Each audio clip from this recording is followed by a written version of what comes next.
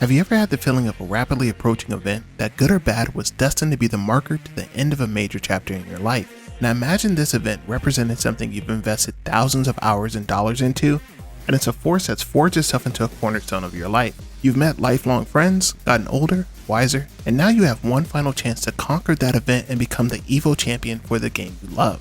Becoming an EVO champ is a rite of passage in the FGC and the definitive way to say at one point you were the undisputed best at a certain title. You defeated all in your path and claimed the crown of the king. There have been 6 different EVO champs for the Marvel vs. Capcom 3 series, a game widely considered to be one of the most volatile fighting games of all time. Even when put up against its peers and successors, this title holds its own sense of personal chaotic energy from everything within it, from its neutral game, screen control, and of course, its comeback mechanics. So as you can imagine, attempting to consistently find a way to temper the madness in this game is a tall order and one that no player can consistently perform forever. Mike Ross is the cage! He broke the cage! Now there's always been extremely talented players in fighting games that never took home an EVO title despite their dominance in the tournament circuit before and after the event. Does this diminish their abilities? I would say no.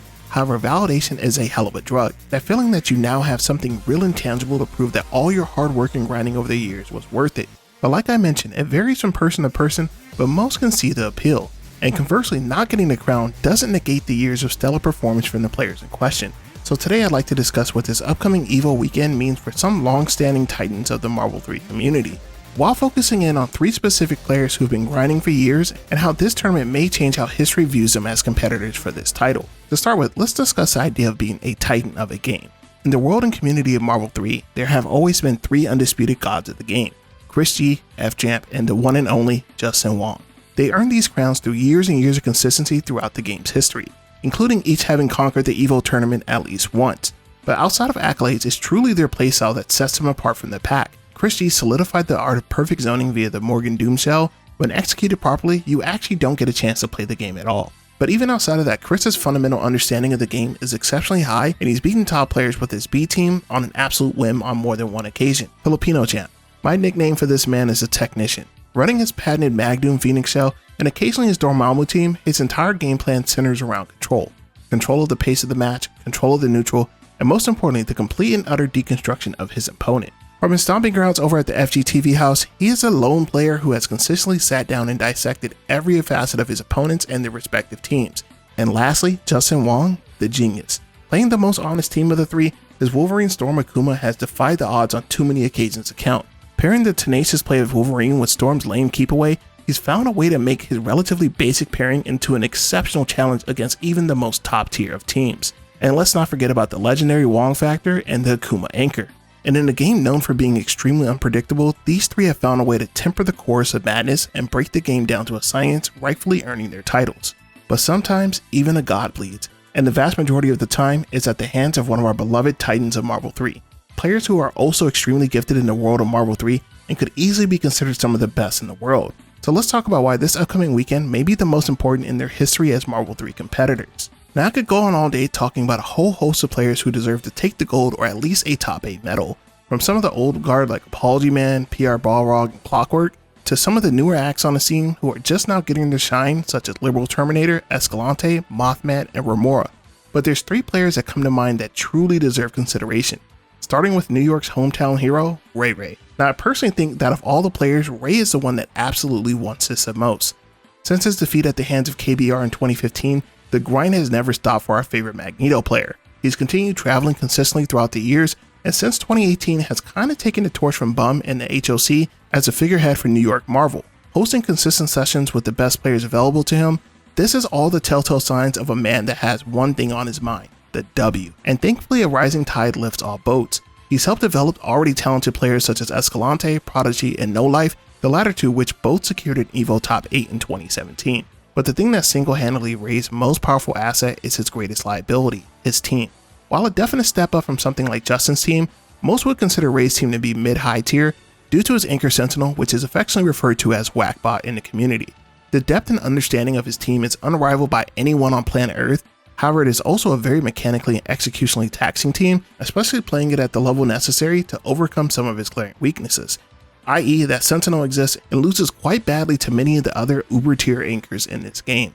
And on top of that, if he loses Magneto early, Doom has a host of horrific matchups that are easily exploited by top tiers in this game, but I'll be damned if most of us old heads weren't rooting for him to finally take the crown. Seeing someone come from humble beginnings, and I do mean humble. Nobody beats Ray though. Nobody beats Ray. Why would you say that? Ray came here for like 3 sessions and we didn't even know what his voice sounded like. Oh shit, for real? Yeah, I'm not even joking. And dedicating so much time, energy, and passion into a goal for well over a decade, it would be a storybook ending. Up next, let's talk about a man that has been absolutely running things for the last 2 to 3 years, young Jabril. Now Jabril, like Ray, has been playing for the better part of a decade, if not a bit over. Originally part of the dynamic Seattle duo consisting of him and Kyle P, these two were often found together at many tournament circuits throughout the years. Now Jabril has always been a very competent player. However, I don't know if it was puberty or if the young god just ascended over the last few years, but the lad has been playing different. And it feels somewhere between 2021 and today, he got that latent potential boost like Gohan and has been on an absolute tear. Crushing virtually every tournament he's entered in the past 2 years, it seems he's finally found the way to truly harness the power of ZMC, and for a while there he looked completely unstoppable. But there's been one consistent thorn in his side, Nova and Spencer. We first saw some of these cracks in his rare loss to Mundank at the Reflex Finals, and it's continued as recently as last week in his defeat against Liberal Terminator at the Danger Room. Will he be able to overcome this and reap the reward for his years of dedication to the game? We'll soon find out. And lastly, I want to talk about the resident Shuma Gorath player, the man who in many ways put this character on the map and showcased the absolute insanity that is Mystic, Ray, and Neutral. Mr. Angelic. A 2-time 3rd place finisher at EVO and host of the Marvel 3 Reflex series, he first popped up on most players' radar exactly 10 years ago at EVO 2013. He managed to make it to Winners Finals in one of the most stacked tournaments in the history of the game, while using a supremely unorthodox combination of Wolverine, Dormammu, and Shuma Gorath. And while he had to settle for 3rd place that time around, he managed the same feat again 3 years later at EVO 2016. That's 2 different occasions where this man was a mere 2 sets away from taking home the gold and becoming an EVO champion.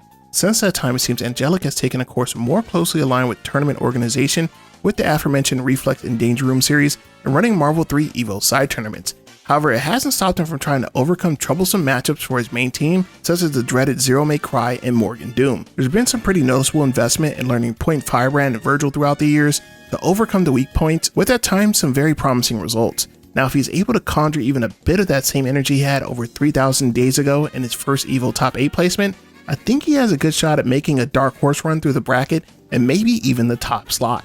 So in closing, this is definitely the last dance of Marvel 3 at EVO. With it coming back as this year's retro game, it's extraordinarily unlikely we'll ever see this glorious game on the EVO main stage again, barring a miracle or some direct intervention from EVO staff. So just like Jordan and the Bulls, this is a moment in time. Anyone that's ever strived for the glory that is becoming the prestigious champion for Marvel 3. Anyway, it turns out, I'm just glad as a community, we get to go out in a manner that's worthy for the greatest game of all time. So who would you like to see take the gold from Marvel 3? Drop a comment down below and make sure you like and subscribe for future content.